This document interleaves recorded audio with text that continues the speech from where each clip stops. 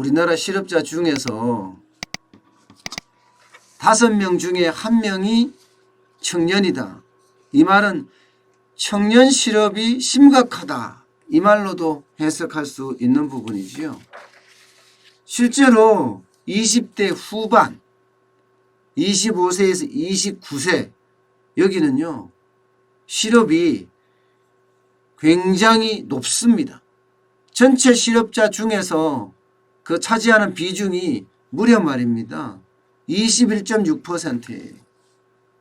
그러니까 OECD 경제협력개발기구 뭐 여기가 선진국 클럽이라고도 이야기할 수 있는 곳인데요.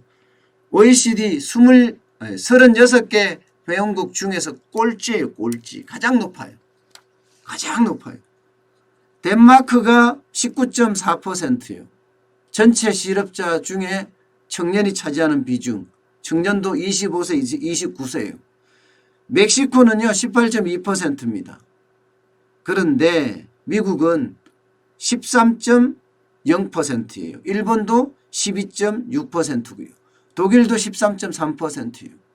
거의 선진국이라고 할 수 있는 미국이나 일본이나 독일에 우리는 2배 가까이 되는 거죠. 21.6%니까 말입니다.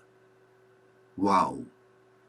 사실 15세 이상 경제활동 인구 중에 20대 후반이 차지하는 비중은 7.8%밖에 안 됩니다.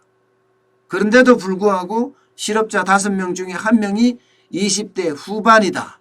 이렇게 이야기할 수가 있는 거죠. 이게 작년만 그런 게 아니에요. 2012년부터요.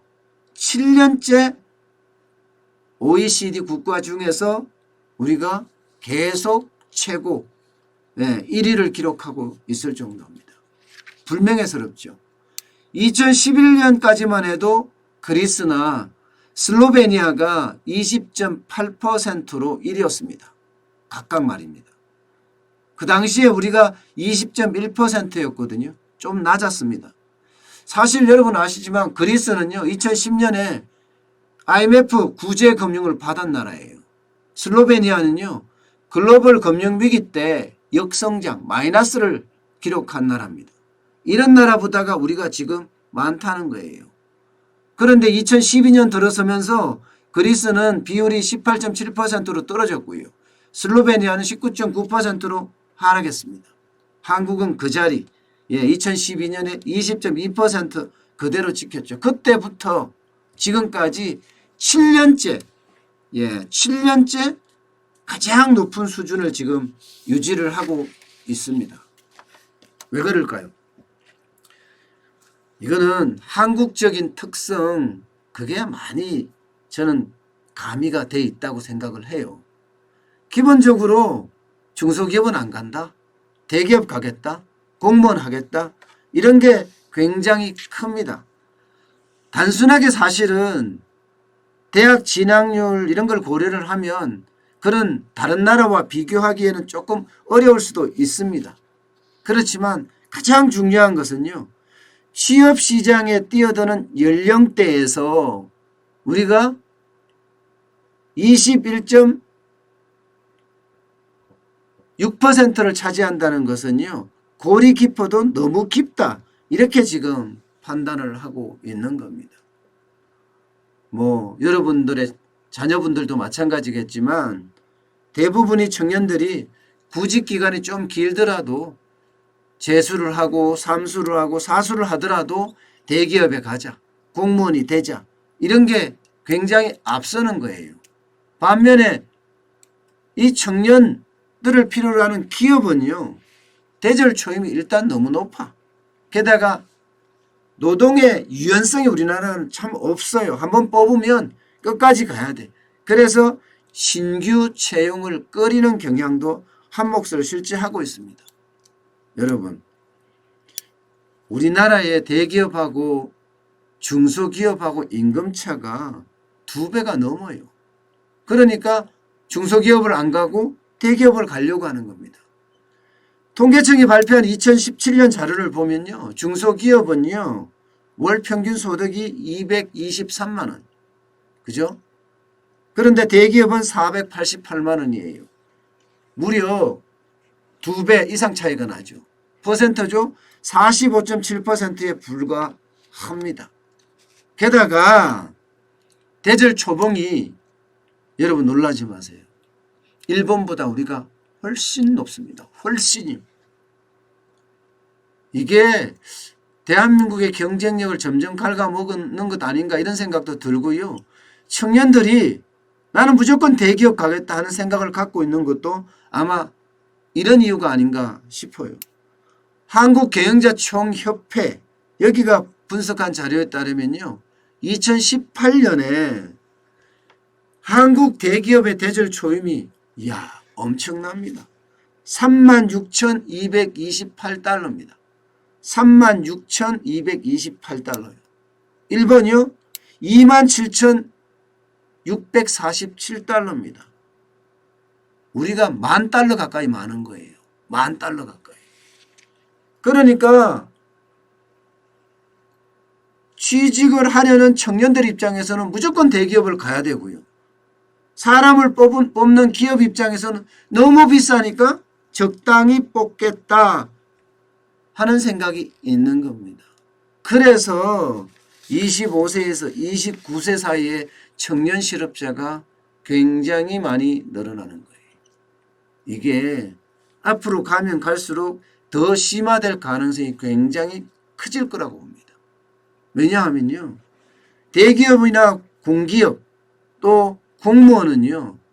정부가 추진하고 있는 소득주도의 성장 정책을 충실히 이행을 할 거기 때문에 그야말로 저녁 있는 삶이 계속될 수가 있거든요. 그런데 중소기업은 사정이 좀 다릅니다. 중소기업은요. 지금도 어려운 상태고 때문에 직원을 안 뽑아요. 직원을 안 뽑아요. 워낙 비용이 많이 드니까 그 비용을 감당하기가 쉽지 않은 겁니다. 실제로 중소기업의 이야기를 들어보면요. 이 비용에 대한민국에서 제조업을 해야 돼? 제조업하는 사람 애국자라고 하는데 결국은 쫄딱 망해서 알거지 된다 하는 게 요즘 중소기업들의 입장이거든요. 상황이 이렇다 보니까 중소기업은 앞으로도 근무 환경이 점점 어려워질 거고요. 반면에 대기업은요. 어떻게 하든 살아야 되니까 생존해야 되니까 그렇다고 정부 정책을 무시할 수는 없잖아요. 정부 정책을 계속 따라가야 되니까 그래서 자꾸 대기업, 공기업, 공무원 하는 겁니다. 이유 있죠. 청년 5명 중에 실업자 5명 중에 1명이 청년 실업자라는 거 이유가 충분히 되죠. 그만큼 정책을 쓸 때 말입니다. 이게 중소기업에도 보면 퍼주기 하는 예산들이 참 많아요. 중소기업의 실질적인 경쟁력을 키우기 위해서 뭔가 현장 중심의 자금 지원이 이루어져야 되는데 그렇지 않고 서류로만 끝나는 그런 심사들이 참 많거든요. 저는 이참에 그런 제안도 합니다. 중소기업의 자금 지원을 할 때 현장 중심으로 진도 중심으로 그렇게 자금을 지원하게 되면 중소기업의 경쟁력도 좀 더 올라가지 않을까 그렇게 예상을 합니다. 무조건 지원한다고 저는 중소기업이 잘 된다고 생각을 하지 않습니다. 뭔가 새로운 경쟁력을 개발하는 곳에 자금을 집중 투자해주고 그 투자한 자금이 결국은 중소기업의 경쟁력을 높이는 방향으로 가야 합니다. 저는 올해 예산에 513조 4천억 원이라고 하잖아요. 그중에 바로 이런 중소기업을 어떻게 지원해서 키울 것인가, 중소기업의 제조업의 르네상스를 어떻게 만들어낼 것인가 고민하면서 이런 부분에 현장 중심의 그죠? 과정별 지원 이런 것도 이참에 해야 되는 것 아닌가 싶습니다. 그래야지 중소기업의 경쟁력이 크거든요. 퍼주기식 복지 말고요. 성장 전략 있는 재정 투입 이게 확실한 효과를 거두지 않겠습니까? 실제로 중소기업에 가보면요. 자금 지원 받으려면 생각보다가 쉽습니다. 예. 근데 그 쉬운데 그 쉽다고 하더라도 물론 어려울 수도 있겠죠. 상황에 따라서는. 그렇지만 그 자금을 과정별로 지원하는 거 굉장히 중요한 핵심이 아닌가 저는 그렇게 생각을 해 봅니다. 그래야지 대한민국의 어떤 재정 주도라고 하더라도 세금 주도 성장이라고 하더라도 퍼줄 때 성장 전략이 있게 퍼주게 되지 않을까 저는 그렇게 생각을 해봅니다.